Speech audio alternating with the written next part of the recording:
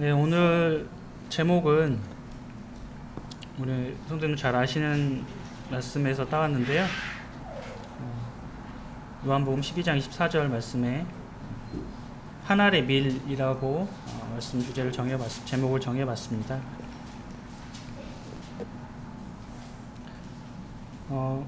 그러면 오늘 그 주제 말씀, 본문 말씀 요한복음 12장 제가 11절부터 25절까지 정해봤는데요. 말씀을 한번 같이 읽고 나서 오늘 말씀 한번 교제하도록 하겠습니다. 제가 먼저 한 절 읽고 그 다음 성도님들이 한 절 읽고 해서 같이 읽어보면 좋을 것 같습니다. 제가 먼저 11절 읽겠습니다. 나사로 때문에 많은 유대인이 가서 예수를 믿음이러라.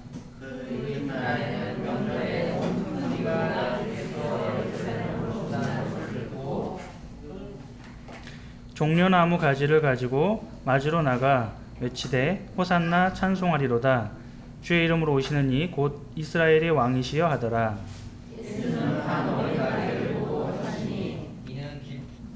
이는 기록된 바 시온 따라 두려워하지 말라.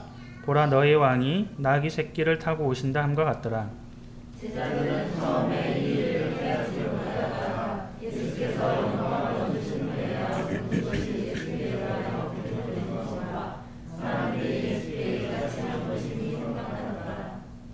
나사로를 무덤에서 불러내어 죽은 자 가운데서 살리실 때에 함께 있던 무리가 증언한지라. 이에 우리가 예수를 만나는 이 표적을 하심을 들었습니다.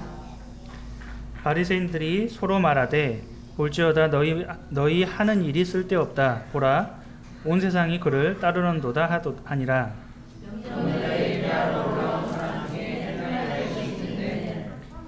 그들이 갈릴리 벳세다 사람 빌립에게 가서 청하여 이르되 선생이여 우리가 예수를 배웠고자 하나이다 하니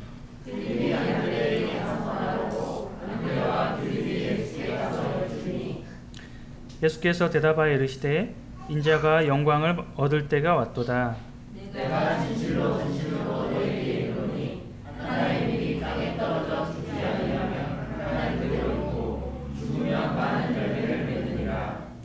자기의 생명을 사랑하는 자는 잃어버릴 것이요 이 세상에서 자기의 생명을 미워하는 자는 영생하도록 보존하리라. 네. 오늘 이제 말씀은 성도님들이 잘 아시는 말씀이라고 생각이 되어집니다.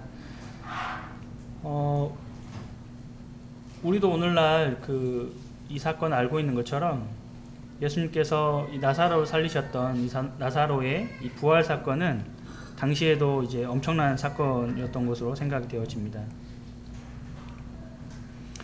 왜냐하면 이제 나사로가 이제 아프다는 말을 예수님 들으셨죠. 그런데 이제 지체하셨거든요. 그리고 나서 이미 장사를 다 지냈어요. 장사를 다 끝나고 나흘이나 된 거잖아요. 그러니까 이제 이미 다 이렇게 이스라엘이라는 나라는 아시겠지만 덥잖아요. 낮에는 덥고 저녁에는 좀 쌀쌀한 그런 날씨이기 때문에 더우게 되면 뭐 음식물도 똑같은 것처럼 부패를 빨리 하잖아요.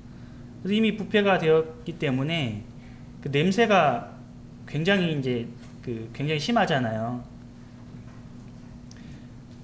그래서 이제 그런 상황, 냄새가 심하게 나는 그런 상황이었기 때문에 당연히 이제 이 사람은 죽은 게 확실한 거죠. 예. 이미 시체가 부패한 냄새가 나는 거기 때문에. 그래서 그런 사람이 예수님이 이렇게 불렀을 때에 나사로가 나와라 했을 때에 진짜 나왔잖아요. 살아서 이게 나왔기 때문에 나사로가 죽었다는 것을 알고 그 장례식에 참석했던 많은 사람들이 나사로가 살아났다는 것을 당연히 믿을 수밖에 없잖아요. 나와 같이 말을 지금 하고 있으니까. 그리고 나사로를 살리셨던 예수님에 대해서 당연히 믿을 수밖에 없는 거죠. 이 사람은 특별한 능력을 가지고 있는 하나님의 아들이신 거다. 이렇게 이제 특별한 능력 있는 이러한 사람으로 인정할 수밖에 없었던 것입니다. 그리고 이제 이 나사로가 살고 있던 동네는 베단이라고 하는 동네였죠. 베단이는 예루살렘의 지도를 머릿속에 한번 그려 보십시오. 이스라엘 지도를. 예루살렘은 이제 지중해 해서 동쪽으로 떨어져 있던 이런 도시였죠. 그곳에서 예루살렘에서 약간 동남쪽으로 조금 떨어진 곳에 바로 이 베단이라고 하는 동네가 있었어요. 그래서 이제 나사로가 이 동네에 이제 살고 있었는데요. 예루살렘과 굉장히 가까웠어요. 이렇게 자주 왕래하던 그런 곳이었는데요.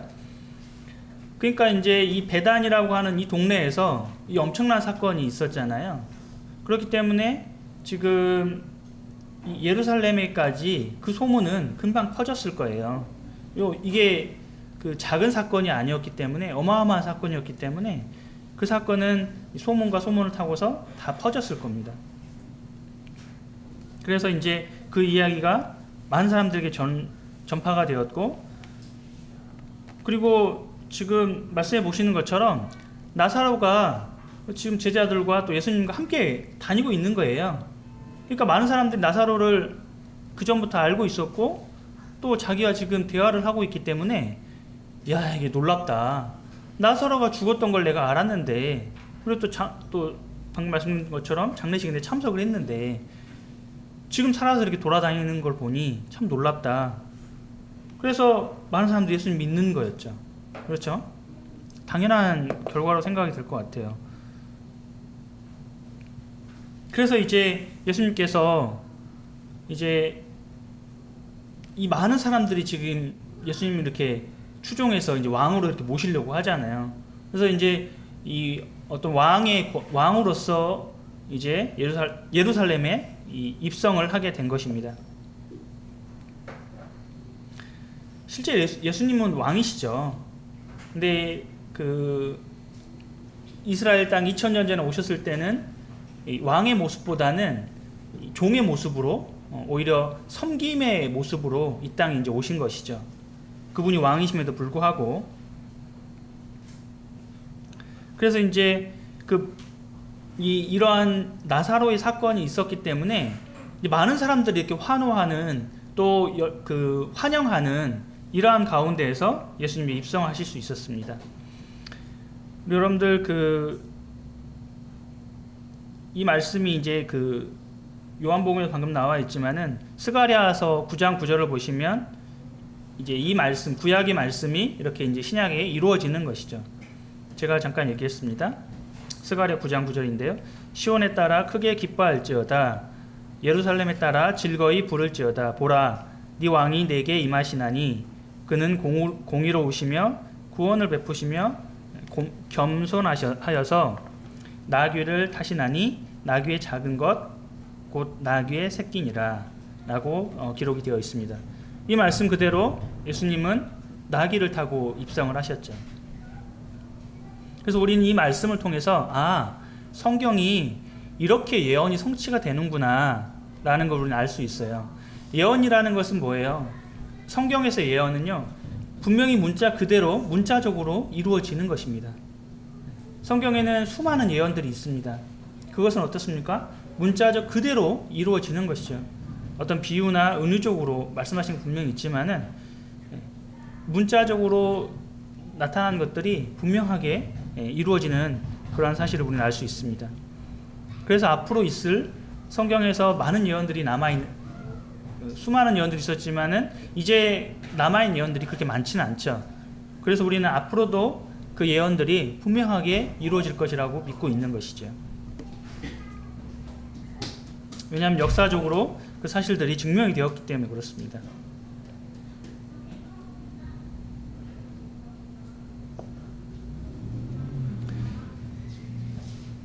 그런데 그럼에도 불구하고 예수님에 대해서 이 바리새인처럼 예수님을 받아들이지 못하는 그런 사람들이 아직도 존재했죠. 우리 이사야 1장 2절과 3절 한번 보겠습니다. 여러분들 이사야 1장 2절과 3절을 말씀을 펴주시면 좋겠습니다. 이사야 1장 2절 3절 제가 읽겠습니다.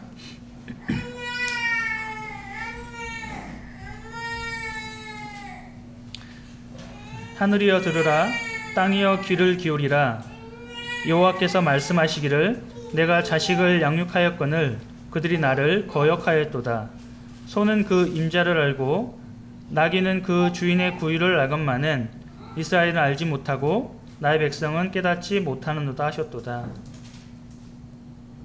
그쵸?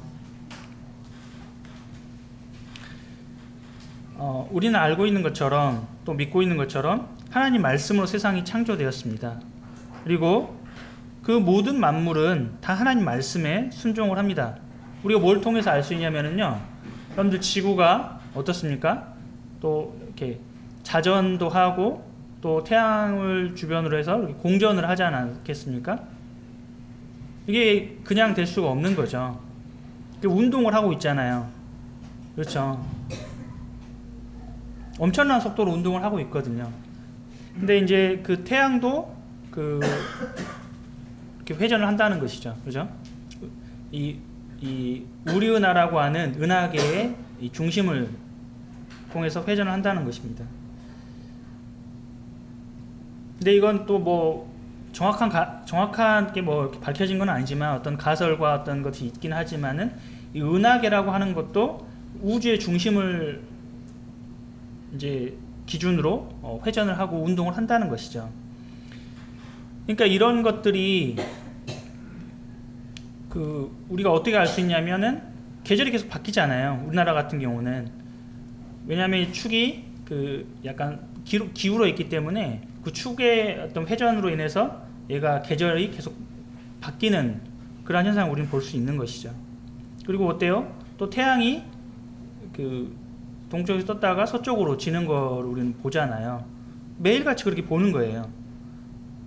그러니까 이것들은, 이 우주라고 하는 것들은 하나님의 말씀에 순종을 하는 거죠. 하나님이 그 날짜와 기한과 시간을 다 만드셨잖아요. 그대로 순종하는 거예요. 그렇죠. 만약에 그게 나 싫어, 내 맘대로 운동할래, 이렇게 만약 한다고 생각을 해보면 다 충돌하겠죠. 그러면 우주는 다 파괴가 돼버릴 거예요.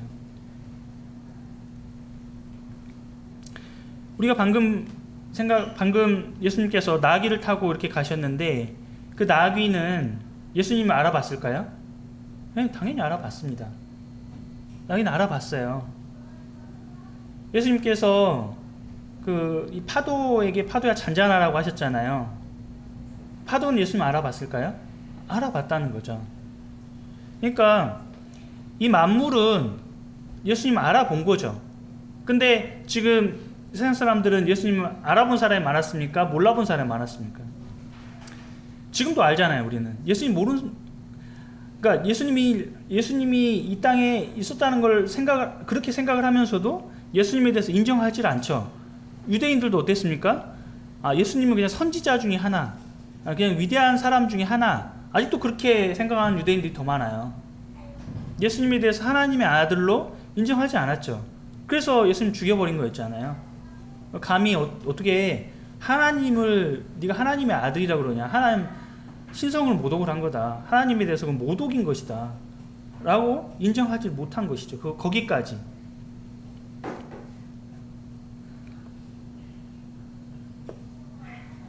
그래서 어떻습니까? 나귀도 그 주인의 구유를 안다는 거예요. 그 주인에 대해서 알고 있다는 거죠.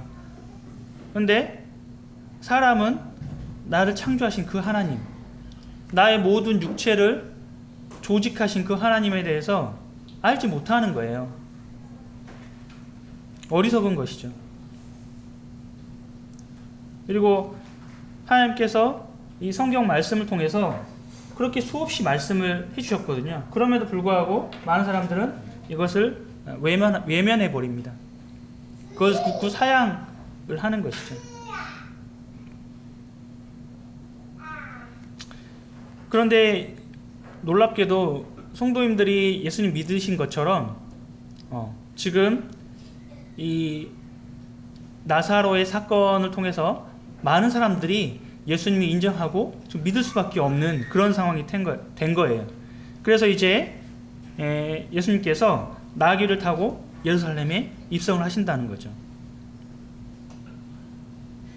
근데 그 중에는 이 이방인들인 이 헬라인들, 그리스 사람들이죠. 그때 당시에는 이제 그 로마 시대이긴 하지만은 이 문화적인 어떤 힘이라고 하는 것은 이 헬레니즘의 문화들이 굉장히 많이 이제 그 영향을 미치고 있었던 그런 시대였다고 볼 수 있을 것 같습니다. 그래서 이제 이 헬라인들이 예수님의 소식을 이제 들어온 거죠. 예수님이 막 어마어마한 이 기적들을 행하시는 이러한 모습들을 듣게 된 거예요. 멀리에서. 그래서 이제 이때가 유월절이 이제 얼마 남지 않은 그런 시기였기 때문에 이 이방인들도 유월절에 참석하기 위해서 이렇게 온 것 같습니다. 그리고 예수님은 이제 가까이 있으니까 만나기를 청하였던 것이죠. 빌립에게요. 자, 이런 것처럼 이제 많은 사람들이 예수님 행적을 보고 이제 믿게 된 것입니다.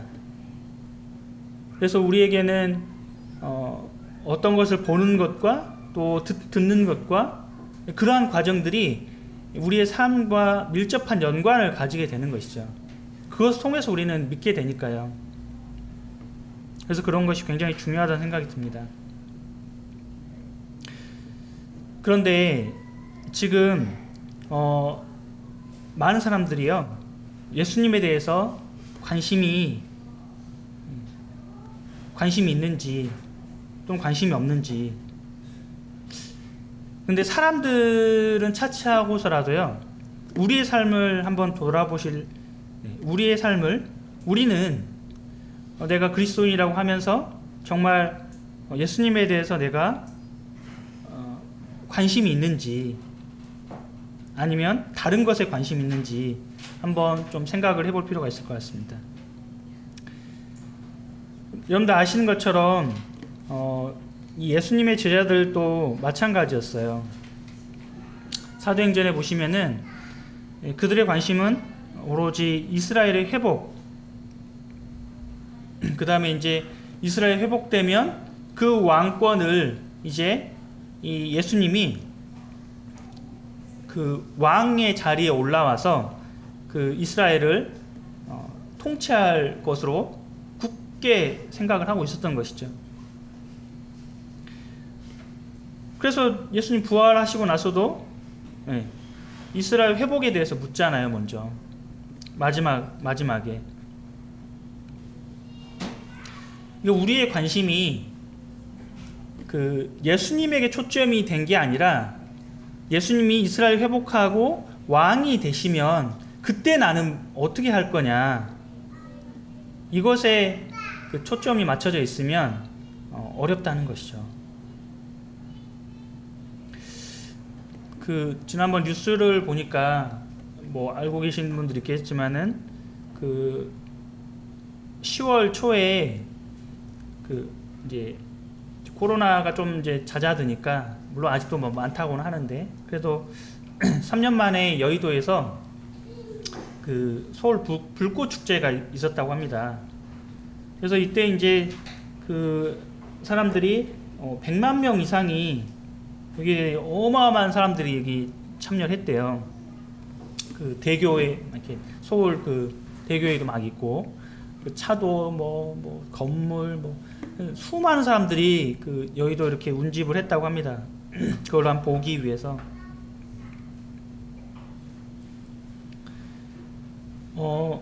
어제 이제 저녁에 그런 또 일이 있었다고 하더라고요. 그 이태원에서 이제 그 할로윈 축제를 하는데 이제 수많은 사람들이 거기 이제 수십만 명이 몰리다 보니까는 그 거리, 이게 이제 약간 경사가 있는 이제 거리가 있는데 그 거리에서 이제 사람이 이렇게 빽빽하게 차서 가니까 한 사람이 이렇게 좀 슬쩍 넘어지니까는 아마도 이렇게 계속 순차적으로 넘어지면서 좀 많은 사람들이 임명표가 있었다고 하더라고요. 안타까운 일이 있었는데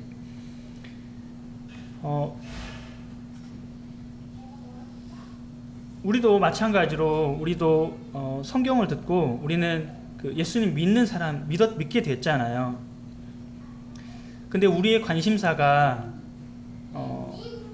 예수님에게로 향하고 있는지, 초점이 맞춰져 있는지, 어디를 향하고 있는지 저희 자신을 한번 돌아보게 됩니다. 제 자신을 스스로 먼저 돌아보게 되고요.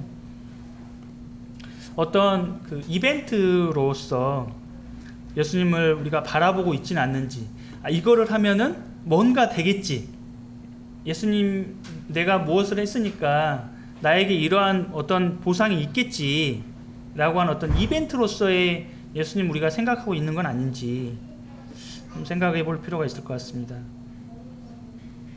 그래서 말씀드렸던 이런 행사나 축제에 참석하는 것처럼 우리가 어떤 일요일에 이벤트가 있는 예배로서, 또 수요일에 말씀 집회가 있는 어떤 행사로서, 이벤트로서 또 일정표에 그냥 내가 적어놓고 이건 참석해야지 라고 하는 그러한 마음으로 내가 살아가고 있지는 않는지 제 스스로 먼저 한번 생각을 해보게 되었습니다.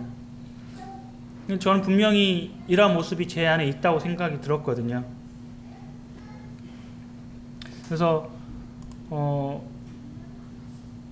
우리도 때로는 물론 이제 행사에 참석할 수도 있죠. 어떤 이벤트에 내가 그것을 즐길 수도 있습니다. 그것 자체가 잘못된 것은 아니라고 생각을 합니다. 근데 나의 우선순위가 있지 않겠습니까? 내가 일정표에 적어놓고 내가 무엇을 먼저 할 것이고 무엇을 나중에 할 것인지 이제 그런 거를 다 우리가 정의를 하잖아요. 근데 내가 무엇 때문에 그것을 우선시해야 되고 무엇 때문에 내가 그것을 해야 되는지 그냥 목적 없이 그냥 흘러가는 대로 아무렇게나 의식 없이 행하는 것들이 너무 많지 않나 라는 생각을 말씀 준비하면서 좀 하게 되었습니다. 자, 다시 돌아와서 오늘 제가 이 말씀을 제목으로 정하게 되었다고 말씀드렸는데요. 하나의 밀이라고 말씀드렸죠. 예수님은 지금 이 왕이 되어서 왕으로서의 예루살렘에 입성을 하시면서 지금 이 말씀하고 계시는 것이거든요. 좀 사람들이 호산나 다윗의 왕입니다, 어서 오십시오 막 하면서 좀 왕이라고 이렇게 하잖아요. 자신을 예수님에 대해서 높여주고 있는 그런 상황이에요. 근데 지금 이 말씀 하시거든요. 한 알에 이제 예수님 가까이 있는 사람들 물었을 때 한 알의 밀이 땅에 떨어져 죽지 않으면 한 알 그대로 있고 죽으면 많은 열매를 맺는다, 이런 말씀 지금 하고 계시는 거죠. 뭔가 사뭇 온도차가 굉장히 심하죠. 지금 좀 왕으로 이렇게 지금 어찌 보면은 이스라엘 왕이 있긴 있어요. 헤롯 왕가가 있었죠. 물론 이제 그들은 불러온 왕가였긴 하지만은 어쨌든 지금 이 예수님에 대해서 좀 왕으로 추대하고자 하는 어떤 그런 움직임처럼 지금 보여지는 이런 상황인데 예수님은 전혀 다른 온도차를 지금 내고 계시는 걸 볼 수 있는 거죠. 그래서 사람들 입장에서는 금방이라도 이스라엘 회복할 줄 알았던 거예요. 우리 왕이 되실 것을 생각을 했고, 지금 이 로마의 속국이었잖아요. 이때 당시에는. 그러니까 이스라엘을 다시금 회복하고 강성한 다윗이나 이 솔로몬 시대에 이스라엘을 회복할 것으로 강력한 통치를 행할 것으로 지금 생각을 했던 것이죠. 이런 사람들에게 지금 이 말씀을 하셨기 때문에 이 말씀을 듣는 사람들 입장에서는 굉장히 온도차를 느꼈을 거예요. 이 청천벽력과 같은 말이었을 거라는 생각이 들 것 같아요. 자, 방금도 말씀드렸지만요, 내가 생각하고 있는 어떤 비전, 관점, 근데 주님이 가지고 계시는 어떤 관점, 이거는 차이가 있을 수 있어요. 그렇지 않아요? 주님이 살던 시절과 우리가 살던 시절은 다르죠. 주님이 예수님께서 살아가셨을 때 말씀하셨던 것들, 그런 것들을 우리 시대에 끄집어 와서 우리 시대에 어떻게 적용할 건지 우리는 늘 고민하고 살펴봐야 되는 것이죠. 예수님 말씀했으니까 그때 당시에 그거 유효한 거고, 지금 예수님 말씀 필요 없어. 아니면은 그때 적용된 거지 지금 우리에게 적용되지는 않은 것 같아. 이렇게 자꾸 예수님 말씀에 대해서 나에게 지금 당장 나에게 어떤 말씀을 적용하려 하지 않고 그 말씀 나에게 별개로 이렇게 치부하진 않는지 우리는 생각을 해봐야 되는 것입니다. 그래서 우리는 다시금 정신을 차리고 주님의 관점과 나의 관점이 차이가 있다 그러면 우리는 말씀을 통해서 그것을 교정해야 되겠죠. 그게 교정이 안 되면 우리는 주님과 자꾸 틀어지는 방향으로 갈 수밖에 없어요. 주님이 원하시지 않는 방향으로 우리는 갈 수밖에 없는 것이죠. 그래서 우리는 주님의 시선에 하나님의 말씀에 우리의 시선을 맞춰야 되는 것입니다. 하나님께 하나님 그게 아니고요. 여기로 지금 하나님 맞춰주셔야죠. 왜 지금 그런 말씀하십니까? 아닙니다. 지금 내 시선에 맞춰주십시오. 이렇게 하는 거는 올바르지 않습니다. 이제 노안이 오면 이게 눈알이 이렇게 움직이는 걸 별로 싫어한대요. 그러니까 이제 이렇게 나이가 먹으면 이렇게 운동하는 것도 별로 싫어하잖아요. 네. 저도 얼마 전까지만 해도 제가 이렇게 달리기 하는 거 자신 있고 그랬는데 이제는 좀 별로 자신이 없어진 것 같아요. 이렇게 마음속으로는 엄청 잘 달릴 것 같은데 직접 이렇게 뛰어보면은 한 100m만 뛰더라도 막 너무 숨이 헐떡거리고 그래가지고는 힘들더라고요. 눈도 그렇대요. 눈이 이렇게 움직이기가 별로 싫어한다는 거죠. 그래서 초점을 맞추는 것도 그래서 힘들다는 거예요. 이게 내가 가까운 데를 이렇게 맞추면은 초점이 잘 안 맞춰지잖아요. 이게 별로 이렇게 눈이 일하기 싫어한다는 거라고 하더라고요. 그런 것처럼 나의 시선이 틀려지면은 그걸 교정하는 게 맞는 거죠. 교정하면 그래서 이렇게 시술을 하면은 더 좋아진다고 하잖아요. 주님의 말씀처럼요. 주님은 이 한 알의 밀이 어떻습니까? 죽어야 된다고 그랬잖아요. 죽어야 어때요? 열매를 맺는다고 말씀하신 것이죠. 제가 이제 올해 5월 달에도 시골에 이렇게 내려가는데요. 5월이 되면 전 시골에 가끔 내려갑니다. 거의. 어버이날도 있고 그래서 내려가는데요. 저희 부모님께서 아직 이제 농사를 짓고 계세요. 농사를 하고 계시기 때문에 그때가 되면 이제 모를 이제 파종을 하는 시기예요. 그래서 이제 그때 이제 도와드리게 되는데요. 이제 보통 지난해에 이제 우리가 모를 하기 위해서는 이제 벽시가 필요하죠. 벽시는 이제 먹을 게 없더라도 남겨두는 게 벽시죠. 보릿고개를 지나면서도 아무리 배가 고파도 벽시를 남겨둬야 그 다음에 이제 이렇게 모를 할 수 있으니까요. 그래서 제 부모님들이 그렇게 하셨다고 하더라고요. 저는 이제 그런 경험 해본 적은 없는데,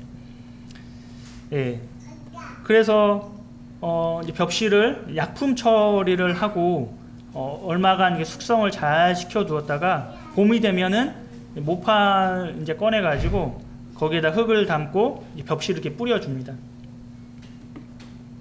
그래서 이제 이렇게 도와드렸는데요. 벽시를 이렇게 뿌려두면은요, 거기에서 흙을 또 다시 덮어요. 흙을 덮어두면은 거기다 물도 주고 이렇게 하면 시간이 지나면 어떻습니까? 거기에서 이렇게 새싹, 그게 이제 어린 모죠. 거기서 이제 모가 이렇게 자라나게 되는 거죠. 이 벽시가 안 죽으면은요, 모가 안 나는 거예요. 그렇죠? 죽어서 그 벽시에 있는 눈알이 있겠죠. 거기에서 이렇게 다시 새싹이 올라오는 거잖아요. 얘가 죽어야 되는 거죠. 그렇죠? 그러니까 우리가 이제 그 물리 법칙이라는 게 있잖아요. 이 물리 법칙이라는 거는 자연 현상이에요. 자연 현상을 잘 관찰을 해보니까 이러한 법칙들, 이러한 수학적인 법칙들이 여기에 숨어 있구나라는 걸 이제 과학자들이 발견을 한 거거든요. 그러니까 주님의 말씀은 이 자연의 이치와 똑같습니다. 그 진리라는 게 그거거든요. 그래서 이거는 변하지 않는 거예요. 주님의 말씀은 온전한 진리라는 것이죠. 그러니까 주님이 말씀하셨으니까 그 이치가 우리의 사는 생활 속에 자연히 녹아 있는 것이죠. 주님의 말씀처럼 이 벽시, 이 미랄이 희생을 하지 않으면 어떻습니까? 그 새로운 게 나올 수 없는 거예요. 새싹이. 그 새싹이 안 나오면 어떻습니까? 이 세상은 이미 다 멸망을 한 거죠. 새싹이 안 나면 사람이 먹을 게 없잖아요. 그래서 주님께서 그 말씀을 그대로 자신이 먼저 희생하셨잖아요. 그렇죠? 그래서 자신이 먼저 희생을 하시고 우리에게 그 본을 보여주신 것을 우리는 알 수 있는 것입니다. 우리는 우리 자신을 희생하는 게 이 말처럼 쉽지가 않습니다. 너무나 어려워요. 나를 죽여야 되는 거잖아요. 똑같잖아요. 미리 자기를 죽인 것처럼 나를 죽였을 때에 새싹이 돋아나는 거잖아요. 나를 죽이는 게 희생이에요. 나를 살리는 거는 그 희생이 아니죠. 그렇죠? 그래서 자신을 희생하고 나를 죽이는 거기 때문에 그건 너무나 어려운 거예요. 죽은 사람은 어떻습니까? 죽은 사람은 의식이 없어요. 반응을 할 수 없거든요. 근데 조금만 나를 누군가 건든다 그러면 내가 가만히 있을 수 있습니까? 못 가만히 있잖아요. 우리는 살아 있어요. 그렇게. 그래서 나를 희생한다라는 거는 너무나 어려운 것입니다. 한 알의 밀처럼 나를 죽이는 것은요 굉장히 어려운 일이에요. 거의 불가능에 가까운 일입니다. 이것은.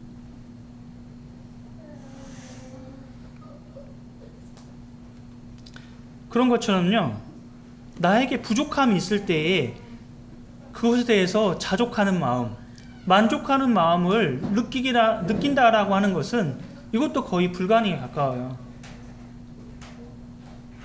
희생은 고사하고 나에게 지금 주어진 환경만으로도 나는 버거워. 이것마저도 난 만족할 수가 없어. 나에게 일어난 수많은 일들, 왜 그런 일들이 나에게 일어나지? 그것마저도 나는 만족할 수가 없어. 희생은 고사하고서요. 빌립보서 4장 10절부터 13절을 보시면은요. 볼까요?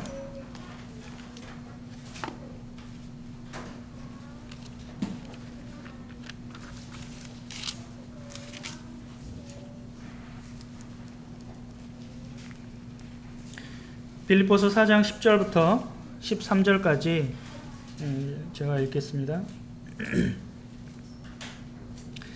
내가 주 안에서 크게 기뻐함은 너희가 나를 생각하던 것이 이제 다시 싹이 남이니 너희가 또한 이를 위하여 생각은 하였으나 기회가 없었느니라. 내가 궁핍함으로 말하는 것이 아니니라. 어떠한 형편에든지 나는 자족하기를 배웠노니 나는 비천에 처할 줄도 알고 풍부에 처할 줄도 알아. 모든 일 곧 배부름과 배고픔과 풍부와 궁핍에도 처할 줄 아는 일체의 비결을 배웠노라. 내게 능력 주시는 자 안에서 내가 모든 것을 할 수 있느니라. 바울은 이렇게 고백하고 있습니다.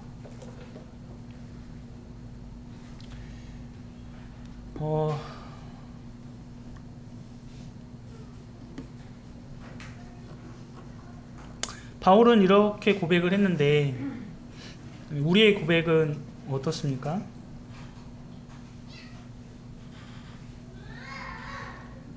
좋은 것은 취하고 나쁜 것은 버리는 이것을 이제 그 고사성으로 고사성은 아니지만 우리 옛말로 온고지신이라고 하잖아요. 좋은 것은 받아들이고 새 것을 혁신하는, 좋은 것을 갈고 닦는, 좋은 것이죠 이것은. 근데 이제 주님께서 하신 말씀, 내가 복 받겠다, 내 일이 잘 되겠다, 네가 건강하겠다, 네가 은혜를 받겠다, 이 말씀 우리는 좋아하고 잘 받죠. 근데 지금 바울은 뭐라 그랬습니까? 비천에 처할 줄도 알고 또 풍부도 있지만 또 배부름도 있지만 어땠습니까? 배고픔도 있다 그랬잖아요. 또 궁핍도 있다 그랬잖아요. 근데 이것은 우리는 어떻습니까? 이제 버리는 거죠. 좋은 것은 내가 취하고 스스로 우리는 이러한 어떤 저부터 그러한 자세가 우리 가운데에 살찌워 있는 것은 아닐까 라는 생각을 하게 되었어요.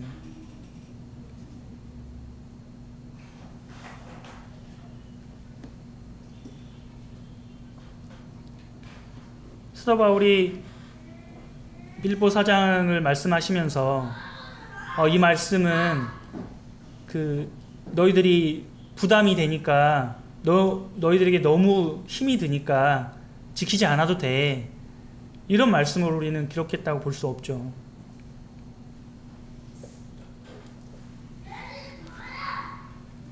우리 고린도전서 11장 말씀 한 번 더 보겠습니다.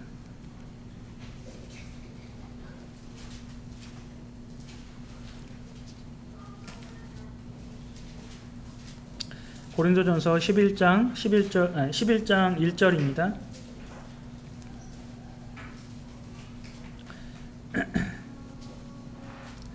내가 그리스도를 본받는 자가 된 것 같이 너희는 나를 본받는 자가 되라. 또 마찬가지 사도 바울의 말씀이죠. 우리가 알고 있는 것처럼 예수님께서 십자가에서 우리를 위해서 자신을 희생을 하셨어요. 예수님은 그러한 십자가의 형벌을 받으실 만한 어떠한 잘못을 하셨습니까? 아무 잘못이 없잖아요. 죄가 없으신 분이잖아요. 그분은 거룩하신 분이잖아요. 아니, 그분이 십자가의 형틀에서 사형을 당하실 만한 그런 아무런 결격 사유가 없어요. 그분의 죄 때문에 그분이 십자가를 지신 게 아니잖아요. 우리는 알고 있잖아요. 나 때문이잖아요. 나 때문. 내가 악하고 내가 죄인이기 때문에 도저히 어떻게 그 죄의 길에서 벗어날 수 없기 때문에 우리를 긍휼히 여겨주셔서 도저히 우리가 그 지옥의 불못에서 우리 자신을 구원할 수가 없어요. 너무나 참 이런 절박한 상황을 아셨기 때문에 우리 때문에 그 십자가를 지셨죠. 그래서 자신을 죽이셨잖아요. 그리고 어떻습니까? 그 열매로 교회를 얻으셨잖아요. 그렇죠. 그리고 오늘까지 수많은 이 그리스도인들이 일어나고 넘어지기를 반복을 했습니다. 우리가 알고 있는 것처럼 성경에도 수많은 순교자들이 나타나 있지 않겠습니까? 그리고 성경에 나타나지 않은 훨씬 더 많은, 이 성경에 나타나 있는 것은 빙산의 일각도 안 되죠. 그 많은 사람들이 피를 흘리고 쓰러져 갔습니다. 왜요? 주님을 위해서 쓰러져 갔잖아요. 그들이 하나의 밀이 되어서 하나의 밀이 되기 위해서 자신을 온전히 희생한 것이죠. 그렇게 희생했던 수많은 선조들이 있습니다. 여전히 지구상 어느 곳인가는 그런 사람들이 있을 수 있죠. 우리가 잘 모르지만. 그리고 바울은 이제 우리에게 그 사명을 말씀하시는 거죠. 그거는 누군가 하겠지. 나는 아니고 누군가 할 거야. 그래, 나는 그 사람을 위해서 기도해주고 도와주면 되겠지. 근데요, 이거는 누군가에게 맡겨진 것이 아니에요. 그리스도인 모두에게 맡겨진 것입니다. 누구는 해야 되는 그리스도인이고, 나는 나한테는 안 해도 되는, 나한테는 적용 안 해도 되는 그런 말씀이 아니에요.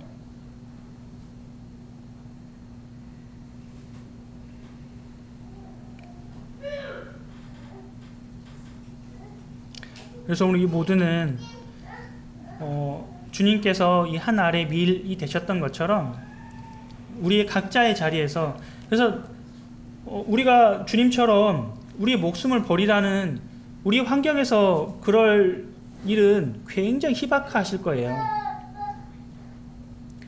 우리를 희생하는 것이죠. 희생했을 때 어떻습니까? 희생했을 때만 비로소 열매가 난다는 거예요. 내가 물리적으로 죽음을 맞게 된다, 그런 의미도 포함되겠지만은 그게 아니더라도 나는 나의 자아를 죽이면서, 나를 희생하면서, 나를 포기하면서 어떤 일을 할 수가 있습니다. 그것을 주님 바라시는 것이죠. 그럴 때 어떻게 된다고요? 그럴 때 열매가 맺는 거죠.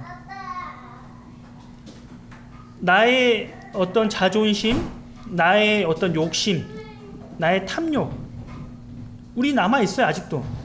그리고 내가 즐기고 싶은 거, 세상에서 좋은 것을 누리고 싶은 거 있죠. 그거를 할 수 있다니까요. 할 수 있는데 그것만이 목적이 되는 거. 예수님이 중요한데 예수님이 왕이 되셔야 돼요. 그 목적은 내가 잘 되기 위한, 내가 잘 되고 잘 먹고 또 권력을 누리고 그것에 목적이 있는 것은 아닌지, 내 목적이 무엇인지를 우리는 살펴봐야죠. 내 선로가 이탈이 되었다 그러면 내가, 내 눈이 무엇을 바라보고 그것이 이탈이 되었는지,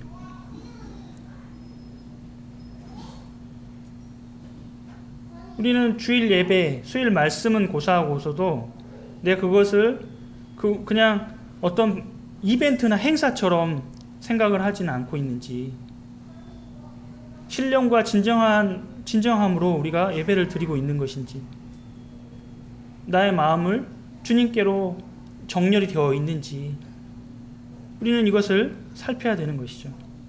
그렇지 않다고 한다면 우리는 그것을 다시금 마쳐야 될 것입니다. 세상은 너무나 어지럽죠. 수많은 전쟁들이 있어요. 물리적 전쟁도 존재하지만은요, 보이지 않는 전쟁도 존재합니다. 내일 당장 주님이 오시더라도요, 지금 전혀 이상하지 않은 그런 세대예요. 그럼에도 불구하고 우리는 주님이 깨어있으라고 분명히 말씀하셨음에도 불구하고 멍하게 있는 것 같아요. 제가 그런 것 같아요. 정신이 없는 것 같아요. 근데 그래서 우리는 하나님의 말씀에 저희 자신을 비춰봐야 된다고 생각을 합니다. 주님의 말씀처럼 한 알의 밀이 죽지 않으면 아무것도 할 수 없어요. 비로소 죽었을 그때에 우리는 열매를 맺게 될 것입니다. 그러면 제가 잠깐 기도하고 말씀 마치겠습니다.